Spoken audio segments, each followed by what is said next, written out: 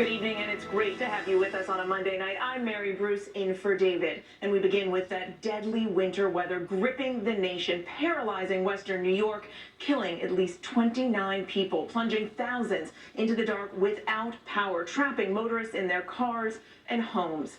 50 inches of snow falling, and it's still falling. New York's governor calling it the blizzard of the century. Blinding whiteout conditions for miles and miles, and hurricane-force winds. People stranded on the roads and in their cars, emergency vehicles stuck with streets impassable. First responders working around the clock, rescuing more than 500 people. This family was spending the day watching holiday movies when their roof suddenly collapsed under the weight of all that snow. And the holiday travel. And ABC's Mona Kosar-Abdi leads us off from Buffalo.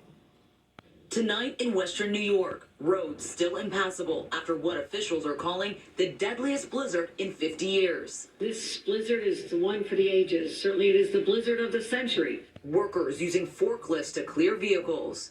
There's cars everywhere, pointing the wrong direction on roads. There's tractor trailers. There's abandoned buses on roads. So it's a very, very tenuous situation. This family watching Christmas movies when their roof collapsed. As soon as the water started trickling down the wall and we saw the bulging of the ceiling, I knew it was time to grab our bags and get out of here.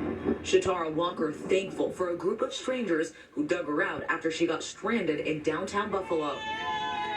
It makes me feel really good to know that there's still people out there that still care. The last 72 hours in western New York brought more than 50 inches of snow, hurricane-force wind gusts, and massive drifts that engulfed cars, stranding families on the road and in the dangerous cold. At one point, nearly every fire truck in the city of Buffalo was stuck. Still, first responders rescuing more than 500 people, finding victims still in their cars, others in snowbanks. I heard him screaming for help. Shakira Autry pleading for help on Facebook Live, desperate after finding a man screaming in pain outside her home. The man suffering from extreme frostbite.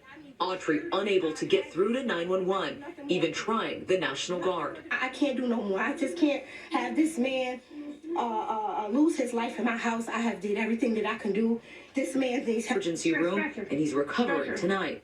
Rescue efforts and the search for victims still underway tonight. Officials warning the death toll will continue to rise. I just want to say this is a horrible situation. This may actually be now more deaths than occurred during the blizzard of 77. With miles of thruway and Canadian crossing shut down, Wayne Lockwood's been stuck in his big rig since Friday night. So there's hundreds of trucks around here. How did you celebrate Christmas? What'd you do? I sat here. Families opening front doors to massive snow drifts. 4 feet against the door. The lake effect ice and snow, fueled by the coldest Arctic blast in decades on Lake Erie, massive waves encasing the shoreline in ice. The freezing temps stretching all the way to the deep south.